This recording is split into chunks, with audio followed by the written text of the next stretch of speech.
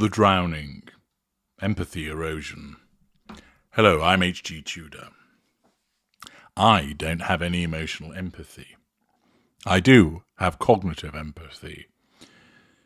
I have learned and am able to understand how one should behave towards certain individuals in certain situations.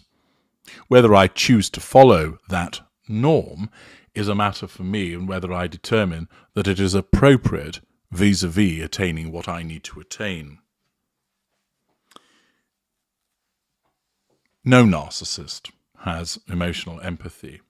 Some narcissists have cognitive empathy, but as I have explained elsewhere, that cognitive empathy doesn't always function in the way that it ought to.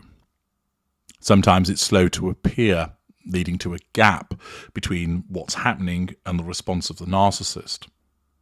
Sometimes the wrong response occurs, or the delay is particularly long. I've explained in the imitation game how this works, a foundation video that you all should watch. Non-narcissists have emotional empathy, and I divide non-narcissists up into normals, empaths, and narcissistic people. Narcissistic people aren't narcissists, but they're pretty self-absorbed.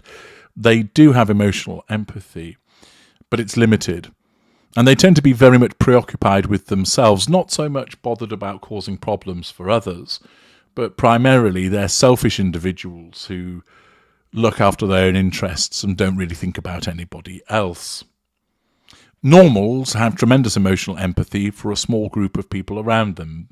Their family, their children, their parents, their siblings, some friends, some colleagues, maybe neighbours. They will have limited emotional empathy for strangers, in some instances don't have any at all.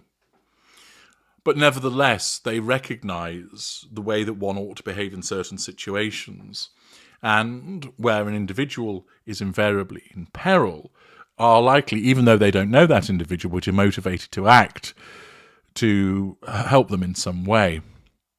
Empathic people have emotional empathy and do so for a wide range of people. These are where you find the individuals who are more likely to look after a stranger, who are more likely to put themselves out of their way in order to assist somebody. Doesn't mean that they will do so in relation to anybody and everybody. That would frankly be ridiculous. They would exhaust themselves and they would end up reducing their assets and resources. But they are more likely to help above anybody else. But empathy is something of a movable feast. It can appear in certain situations and not so much in others. It can also become eroded by external stressors, meaning that somebody who has it may well behave appropriately towards one person but not with regard to another because of that external stressor. They may be seen to act out, their narcissistic traits coming to the fore as a consequence of that stressor. It's also the case that many people start to suffer from empathy fatigue because the world is such that it makes so many demands upon people that they find that they simply don't have enough empathy to go around any longer. A situation arose just recently in the beautiful city of York. There was reported in the Telegraph where man watched drowning by crowds taking selfies. Onlookers appeared to do nothing as casualty struggled to keep his head above water in Yorkshire's 30-foot deep River Ouse. Crowds of people gathered to watch a man nearly drown after falling into a 30-foot deep river with nobody coming to help, police have said. Unconfirmed social media reports also suggested some people took selfies during the incident. The man fell into the River Ouse behind the Radisson Hotel near the Ouse Bridge in York on Thursday afternoon. A spokesman for North Yorkshire Police said crowds gathered on Ouse Bridge and surrounding walkways, watching the man struggle to keep his head above water, without any apparent attempt to throw him a life ring. There were 2 life rings within 50 metres, said the force. One was eventually thrown to the man when police officers arrived at the scene. He was rescued with help from North Yorkshire Fire and Rescue Service and the York Rescue Boat. He was given first aid by paramedics on the river bank. The man, who hasn't been named, is now in hospital recovering. Timothy Deller posted, "I was driving past and saw the commotion and someone told me there was a guy in the water. There were people taking selfies with it all going on in the background. Lost for words." Daniel Perkins said, "Well done to the officers involved. I think we've lost our safety awareness for this sort of stuff. People are too caught up in their phones and expecting the institution to provide anything and everything that they forget about their own duties to looking after the community. Plenty of life rings about, especially in York. No one has to go in after them, but first responses scramble and find something to help them stay afloat, usually a life ring. Standing and watching won't achieve a damn thing. Taking action could save a life. Always be on your toes." Following the shock incident, North Yorkshire Fire Service has produced a video about how to use a life ring, and the public is being urged to watch it. Sergeant Toby Gorewood, who helped at the rescue, said, "It's always worth making a mental note of life ring locations along your local river in case you ever need to help someone in trouble. Flotation aids allow you to do this while minimising the danger to yourself, which is also important. Those vital seconds can make all the difference." The fire service said rescue attempts could be made with sticks, scarves and other items of clothing, but people should not jump in the water as they could be swept away too. An interesting incident, therefore, of a person who has fallen into the river, and whilst he's drowning and struggling, people just watch, doing nothing to save him, not ringing the police, although someone must have done, but others did not, and not trying to save him or throw in a life ring to assist him. No brave soul deciding they would dive into the river and swim to his rescue. Why might this be? Could it be that on the bridge and the surrounding walkways, every individual watching was a narcissist and had no emotional empathy for this man? Statistically, the chances of that are improbable. And interestingly, it might have been the case that if certain narcissists were around, they would actually be more likely to take action to save the individual than the normals that were watching.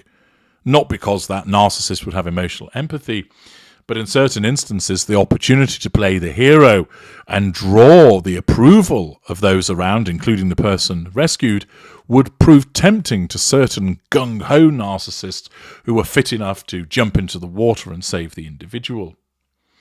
Thus, rather paradoxically, in certain instances, it might have been a narcissist that would have come to the rescue. Indeed, that's why certain narcissists are drawn to rescue services, because it provides the opportunity to play the hero, to save lives, to receive adoration, gratitude, and thankful relief. More likely, those that were observing would be empathic individuals and normals in the main, particularly the normals, as they make up the largest group of the population. Why then did they not do anything? Is it the case that they were devoid of emotional empathy for the individual that they were watching? Well, the empathic people would not have been devoid of that emotional empathy. They would have it. But it quite might be the case that they weren't moved to do anything because they were frightened to do so, because they thought, well, if I jump in, I'll drown too.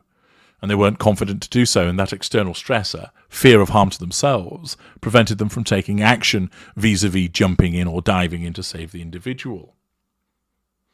But what about those individuals trying to do something, for instance, by calling the rescue services and locating a life ring? Ordinarily, driven by emotional empathy, individuals would try and do something, often fruitlessly, but they would at least try and do something. But here, it goes beyond that. Not only did people not do anything, but rather than assist, they took out their phones and decided to film and take pictures of what was going on, as if they were watching a film, as if it almost wasn't real. And it seems to me that there has been an empathy erosion among sections of society, occasioned by the fact that there is more and more an attitude of, it's somebody else's problem and not mine. This is linked to why society is more narcissistic, a video that I did just recently, which I would encourage you to watch. But it seems to me that as a consequence of generational differences, whereby certain individuals always expect themselves to be protected, that they are the ones that should be looked after, that they have always been used to being given assistance, a leg up, safe spaces, avoiding triggers, etc., that they have become more selfish themselves, and they've essentially become de-skilled in the art of assisting others, that they actually don't know how to do it. And there's a double whammy of the impact upon empathy, but also, surprisingly, lacking the actual skill set to do something about it. That may seem rather extraordinary, but it doesn't to me, because the helplessness that is exhibited by certain individuals means that they wouldn't even realise that a life ring was something that could be used. That running along and grabbing one isn't something that would occur to them. They would just stare helplessly. So you have the de-skilling, not knowing what to do because they've always been mollycoddled with regard to the way that they have behaved, so they don't know how to respond. And then an erosion of empathy which causes them just to stare there helplessly as if they're watching something on television play out, that it's almost not real to them. That fracturing of society, evident in the way that they just stand and watch the event unfold. For too long, these particular individuals and society as a whole has adopted an approach of, I'm not getting involved. It's not my business. As I mentioned, save some cowardly narcissists, other narcissists might have been there, may well have been motivated to act, seizing upon the opportunity to assert control through their act of heroism and, of course, the praise and fuel that comes thereafter. But with regard to the other individuals, most likely normals, I suspect that many have just become de-skilled in the art of understanding how to help others, and that they've experienced an erosion of empathy because the individual concerned was a stranger to them, and notwithstanding the fact that he was in peril, they just simply aren't skilled in the way of assisting people where it used to be the case. An interesting opportunity to see how part of society now responds in relation to a person